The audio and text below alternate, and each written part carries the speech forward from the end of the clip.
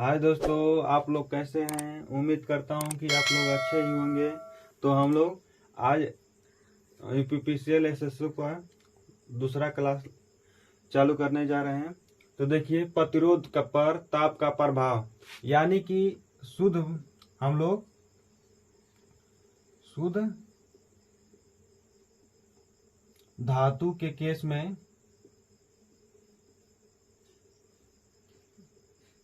में क्या होता है। तो देखिए, यदि हम इसका जो होता है, यदि हम टेम्परेचर को बढ़ाते हैं तो प्रतिरोध का मान भी क्या होता है, बढ़ता है धातु के केस में।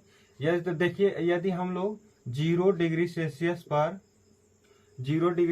पर प्रतिरोध मान ले रहे हैं R0 और T डिग्री सेल्सियस पर प्रतिरोध RT मान ले रहे हैं, तो इनका बीच में संबंध क्या होगा। तो यानी कि हम लोग जानते हैं कि RT बराबर R0 कोष्टक में 1 प्लस अल्फा 0 कोष्टक में क्या लिखेंगे, डेल्टा टी लिखते हैं। क्या लिखते हैं, डेल्टा टी। यानी कि R0 कोष्टक में 1 प्लस अल्फा 0 और डेल्टा टी के स्थान पर T2 माइनस T1 लिखेंगे। तो यानी कि R0 कोष्टक में 1 प्लस अल्फा 0, इसके स्थान पर T2 के स्थान पर T लिखेंगे, माइनस 0 कर देंगे। यानी कि R0 कोष्टक में 1 प्लस अल्फा 0 T। यानी कि पूछता है कभी कभी कि यदि 0 डिग्री सेल्सियस पर प्रतिरोध R0 है और T डिग्री सेल्सियस प्रतिरोध RT है, तो यानी कि प्रतिरोध मतलब T डिग्री सेल्सियस पर प्रतिरोध कितना होगा, यानी T की जगह 50 या 25 ऐसे दे सकता है। तो यानी कि देखिए, ये ध्यान दीजिए कि ये अल्फा 0 है, जो इसको बोलते हैं हम लोग प्रतिरोध ताप गुणांक, या क्या बोलते हैं, प्रतिरोध ताप गुणांक। प्रतिरोध ताप गुणांक बोलते हैं, ये बोलते हैं। यदि दूसर की केस, यदि हम लोग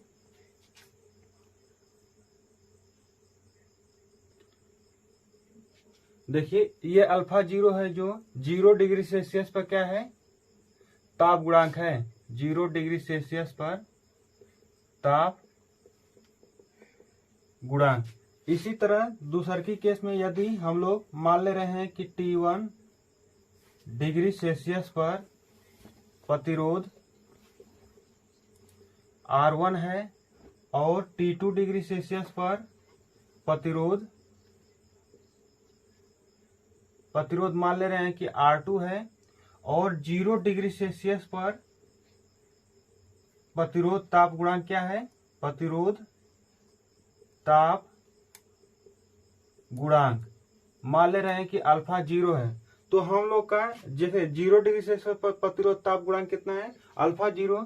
तो यानी कि जब हम लोग निकालेंगे फॉर्मूले, तो यानी कि क्या लिख सकते हैं, तो RT बराबर RT2 बराबर RT1 जैसे R1 R2 माने है ना, तो यानी कि R2 बराबर R1 कोष्टक में 1 प्लस अल्फा 0 डेल्टा टी लिखेंगे। यानी कि T2 माइनस T1 भी लिख सकते हैं। ध्यान दीजिएगा, कभी कभी देखिए हम लोग इसी को फॉर्मूले के अगर बनाए, इसको कैसे निकाल सकते हैं, तो यानी कि इसको ऐसे भी लगा सकते हैं। कभी कभी R1 बराबर R0 कोष्टक में 1 प्लस अल्फा 0 T1 और R2 बराबर R0 कोष्टक में 1 प्लस अल्फा 0 T2 ऐसे भी लगा सकते हैं। समीकरण 1 और 2 बनाकर दोनों समीकरण को भाग दे देंगे आपस में, यानी कि समीकरण 2 भागा 1 या 1 भागा 2 भी कर सकते हैं, तभी भी आ सकता है हम लोग का वही निगमन। ऐसे भी लगा सकते हैं किसी देखा R01 से R0 और R0 क्या हो जाएगा, भाग देने पर कट जाएगा। तो ऐसे भी मान निकाल सकते हैं यदि इसका और इसका दिया रहेगा। तो ध्यान दीजिएगा, देखिए यदि हम लोग वही क्या कर रहे हैं कि इन दोनों को भाग देंगे तो आ सकता है, आ जाएगा यही वाला फॉर्मूला। यानी कि देखिए, यदि हम लोग का ρ2 यही प्रतिरोधकता में पूछे, तो यानी कि ρ2 बराबर ρ1 कोष्टक में 1 प्लस अल्फा 0 कोष्टक में T2 माइनस T1 लिखेंगे। यानी कि देखिए, यदि T1 डिग्री सेल्सियस पर प्रतिरोधकता R ρ1 है और T2 डिग्री सेल्सियस पर प्रतिरोधकता कितना है, ρ2 है, और 0 डिग्री सेल्सियस पर प्रतिरोध ताप गुणांक कितना है, अल्फा 0 है। तो ये भी फॉर्मूला हो जाएगा। अब इसी तरह ध्यान दीजिएगा आप लोग कि यदि हम लोग मान ले रहे हैं कि 0 डिग्री सेल्सियस पर ताप गुणांक कितना है, प्रतिरोध ताप गुणांक अल्फा 0 है, और T1 डिग्री सेल्सियस पर मतलब मान ले रहे हैं कि अल्फा 1 है, T डिग्री सेल्सियस पर ताप गुणांक क्या है, अल्फा 1 है। तो इसका मान निकालेंगे अल्फा 1 बराबर, तो अल्फा 0 बटा के 1 plus alpha 0 into T.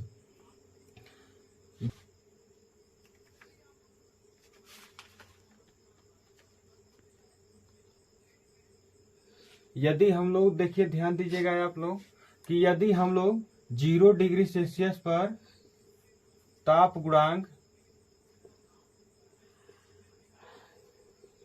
Alpha 0 है, और T1 डिग्री सेल्सियस पर ताप गुणांक अल्फा 1 मान ले रहे हैं, तो अल्फा 1 बराबर क्या हो जाएगा, अल्फा 0 बटा के 1 प्लस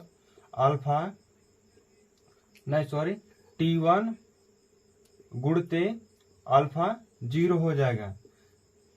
यदि यही 0 डिग्री सेल्सियस पर ताप गुणांक अल्फा 1 मान ले रहे हैं, और T1 डिग्री सेल्सियस पर प्रतिरोध ताप गुणांक अल्फा 1, और T2 डिग्री सेल्सियस पर क्या मान ले रहे हैं, पर प्रतिरोध ताप गुणांक मान ले रहे हैं कि अल्फा 2 है। तो अल्फा 2 का वैल्यू निकालेंगे तो अल्फा 1 बटा के 1 प्लस अल्फा 1 कोष्टक में T2 माइनस T1 लिखते हैं। ध्यान दीजिएगा, यदि हम लोग 0 डिग्री सेल्सियस पर ताप गुणांक मानेंगे तो अल्फा 0, और T1 डिग्री सेल्सियस पर ताप गुणांक प्रतिरोध ताप गुणांक या ताप गुणांक अल्फा 1 है, तो अल्फा 1 का मान निकालेंगे तो अल्फा 1 बराबर अल्फा 0 बटा के 1 plus alpha T1 into alpha 0 लिखते हैं। और यदि यही T1 डिग्री सेल्सियस पर ताप गुणांक क्या दिया है, अल्फा 1, और T2 डिग्री सेल्सियस पर ताप गुणांक कितना दिया है, अल्फा 2, तो अल्फा 2 इक्वल टू अल्फा 1 बटा के 1 प्लस अल्फा 1 कोष्टक में T2 माइनस T1 लिखते हैं। ये भी पूछता है बहुत बार, ये भी पूछता है, तो ये सब याद करिएगा, आप लोग बनाइएगा भी नोट्स।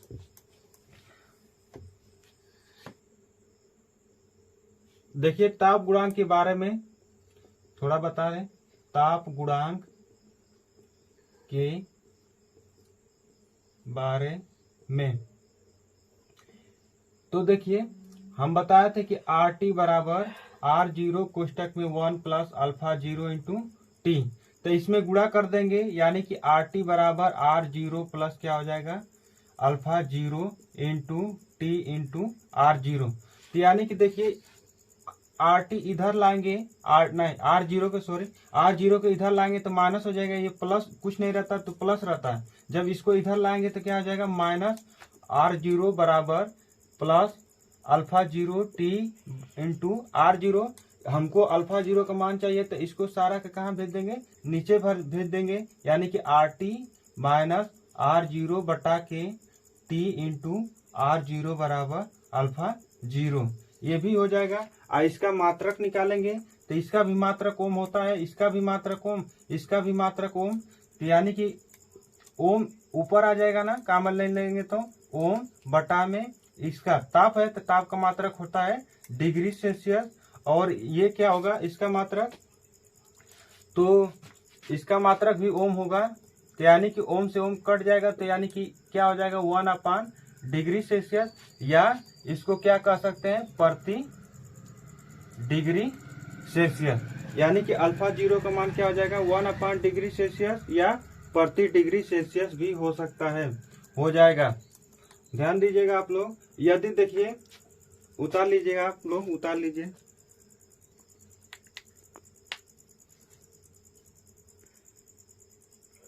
देखिए यदि हम कह दिए कि इलेक्ट्रोलाइट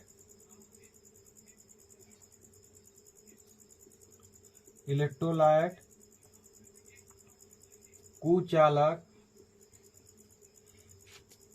या इसको कुचालक और क्या कह सकते हैं, तो अधातु, या इसको और क्या कह सकते हैं, तो विद्युत रोधी, और एक लिए और ले लिए अर्धचालक।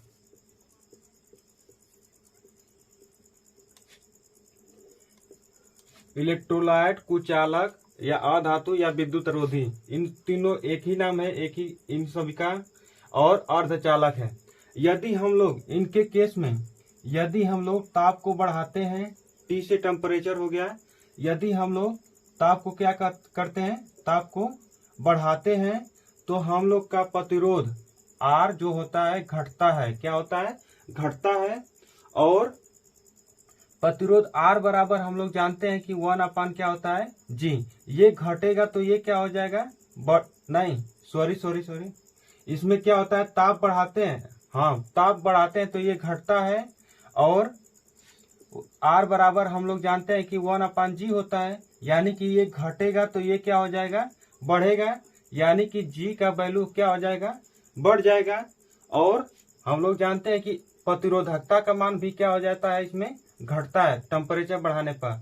तो यानी कि हम लोग जानते हैं ना कि सिग्मा बराबर 1/ρ होता है, यानी कि इसका मान घट जाएगा तो ये क्या हो जाएगा, बढ़ जाएगा, यानी कि सिग्मा का मान बढ़ जाएगा।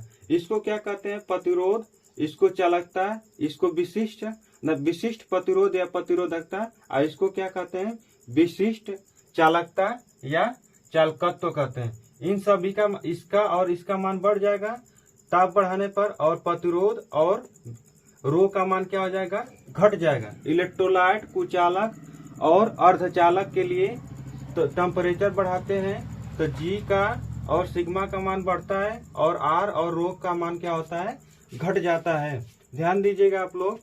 और इसके लिए प्रतिरोध ताप गुणांक, जो ये ताप गुणांक होता है, ये क्या होता है कि नेगेटिव होता है, यानी कि ऋणात्मक होता है। किसके लिए, इलेक्ट्रोलाइट कुचालक या अर्धचालक रहेगा तो हम लोग ताप को बढ़ाएंगे तो प्रतिरोध का मान घटेगा, तो चालकता का मान क्या हो जाएगा, बढ़ जाएगा। और विशिष्ट प्रतिरोध या प्रतिरोधकता का मान भी घटेगा इसमें, और विशिष्ट चालकता या चालकत्व का मान क्या हो जाएगा, बढ़ जाएगा। और प्रतिरोध ताप गुणांक, ये जो प्रतिरोध ताप गुणांक है ये क्या हो जाएगा, ऋणात्मक होता है। क्या होता है, ऋणात्मक होता है। इसी तरह हम लोग चालक के लिए लेते हैं, तो चालक के लिए बताए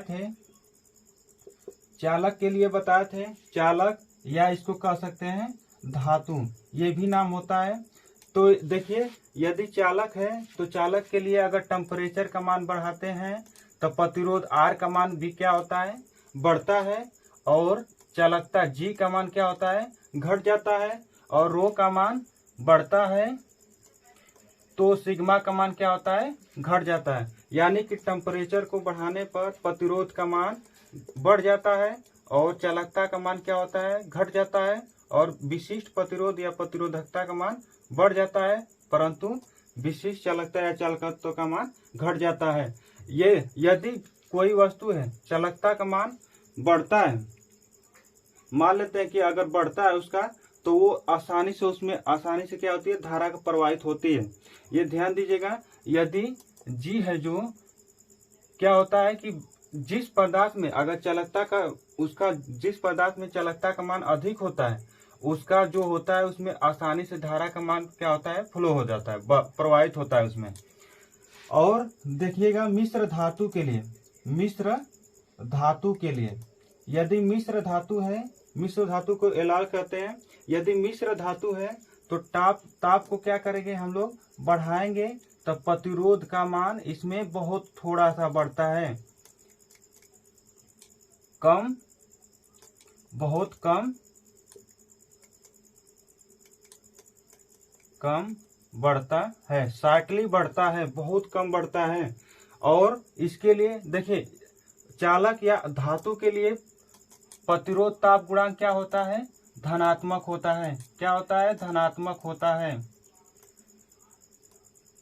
धनात्मक होता है यानी कि पॉजिटिव। और इसके लिए मिश्र धातु के लिए प्रतिरोध ताप गुणांक क्या होता है? तो 0 होता है। बहुत बार पूछता है इसके लिए मिश्र धातु का ताप गुणांक क्या होता है? 0 होता है। देखिए फिर से दोहरा देते हैं। इलेक्ट्रोलाइट, कुचालक या अधातु या विद्युत रोधी और अर्धचालक खातिर, अर्धचालक के लिए तीनों खातिर क्या होता है? ताप जो बढ़ता है, ताप इसमें बढ़ाएंगे तो प्रतिरोध का मान घट जाएगा, चालकता का मान बढ़ जाएगा और विशिष्ट प्रतिरोध या प्रतिरोधकता का मान घटेगा और विशिष्ट चालकता या चालकत्व का मान क्या हो जाएगा? बढ़ जाएगा। देखिए और इसके लिए अल्फा जो है ताप गुणांक, ये क्या होता है? ऋणात्मक होता है। क्या होता है? ऋणात्मक होता है। इसको आप लोग लिख लीजिएगा हिंदी में प्रतिरोध, और क्या इसको बोलते हैं? चालकता बोलते हैं। और इसको बोलते हैं प्रतिरोध, प्रतिरोधकता या विशिष्ट प्रतिरोध बोलते हैं। और इसको बोलते हैं चालकता, चालकत्व या विशिष्ट चालकता बोलते हैं।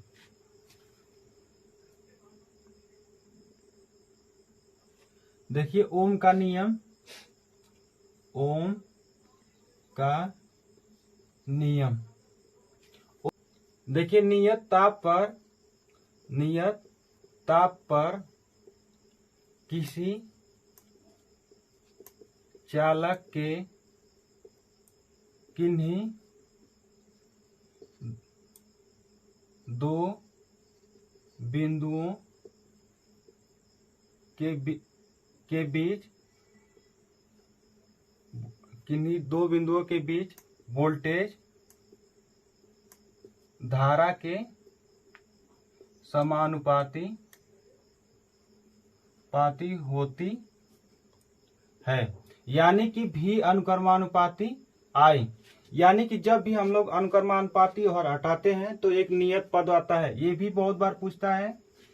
ये भी ध्यान दीजिएगा कि नियत ताप या अपरिवर्तित भौतिक राशियों पर भी, यानी कि भी अनुक्रमानुपाती क्या हो जाएगा? आर हो जाएगा।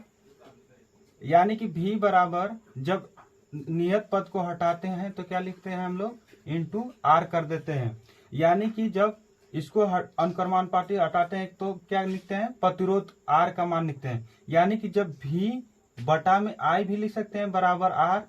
ये हमेशा ध्यान दीजिएगा, भी वोल्टेज और धारा का अनुपात हमेशा क्या रहना चाहिए? नियत रहना चाहिए। नियतांक रहना चाहिए। क्या रहना चाहिए? तो नियतांक रहना चाहिए। अगर भी और आई का अनुपात नियतांक नहीं रहता है तो ओम का नियम का पालन नहीं करता है।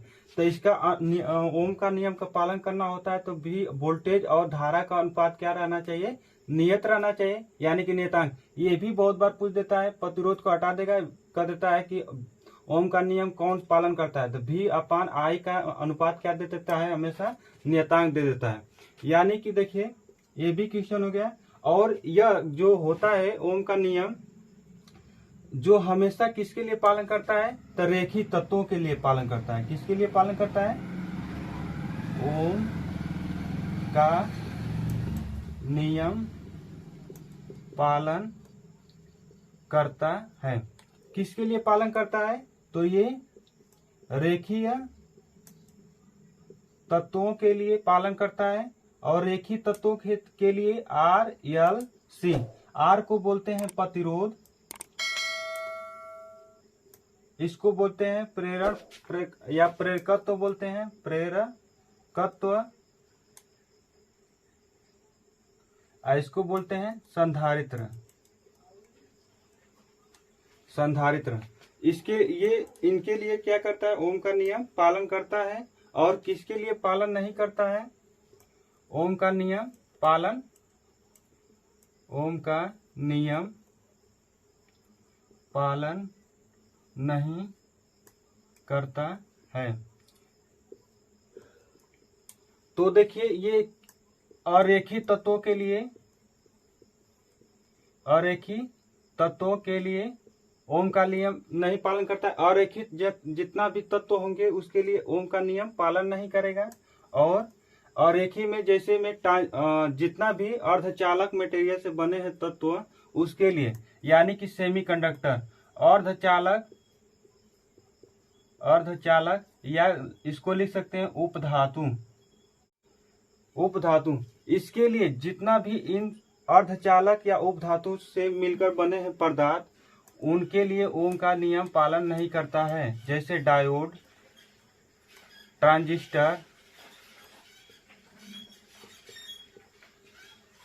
ट्रांजिस्टर और क्या हो गया, बहुत सारे जो है एलईडी हो गया, लाइट इमिटिंग डायोड, इन सभी के लिए ओम का नियम पालन नहीं करता है। और क्या हो सकता है, तो आर्क लैंप के लिए भी ओम का नियम पालन नहीं करता है।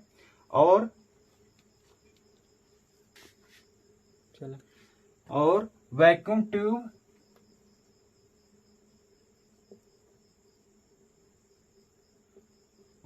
ट्यूब के लिए भी ओम का पालन नहीं करता है। और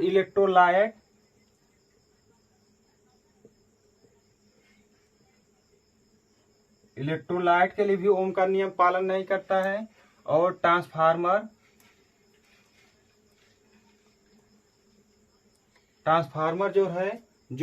जो ओम का नियम का पालन नहीं करता है। ये सब है जो ओम के नियम का पालन नहीं करते हैं। ध्यान दीजिएगा आप लोग, जैसे बताया ना कि अर्धचालक के लिए डायोड हो जाएगा, ट्रांजिस्टर हो जाएगा, उसके और जितना पावर सर्किट है वो सब भी ओम का नियम पालन नहीं करेंगे। ध्यान दीजिएगा आप लोग, ये सब इम्पोर्टेंट है, बहुत बार पूछता है, तो आप लोग उतार लीजिएगा, थोड़ा उतार लीजिए। तो ये सब जो है ओम का नियम का पालन नहीं करते हैं, तो हम मिटा दे रहे हैं। और देखिए V और I के बीच में, इसको बोलते हैं हम लोग V को वोल्टेज, इसका मात्रक क्या होता है, सप्लाई वोल्टेज, यानी कि इसका मात्रक भी होता है वोल्ट। और I जो धारा है, धारा का मात्रक आप लोग जानते ही होंगे, यानी कि ये इसका मात्रक होता है एम्पियर। और R जो है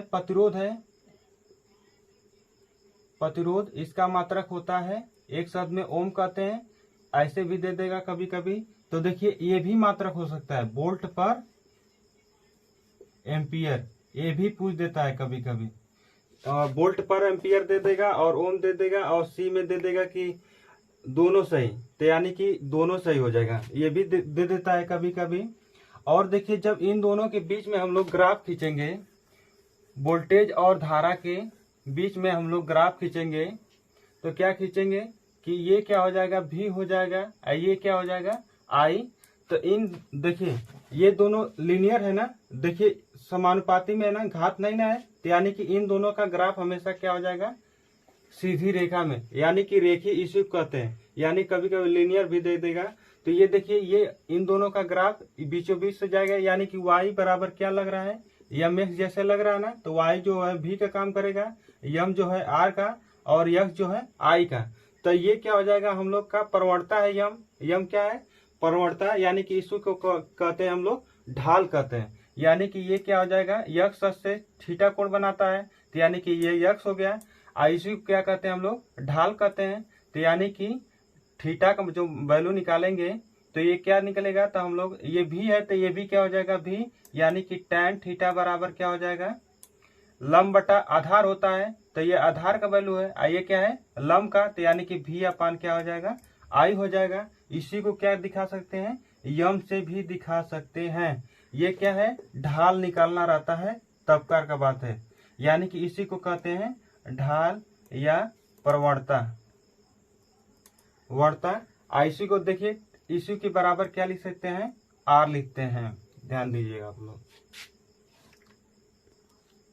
तो दोस्तों आज के लिए इतना ही, तो चलते हैं।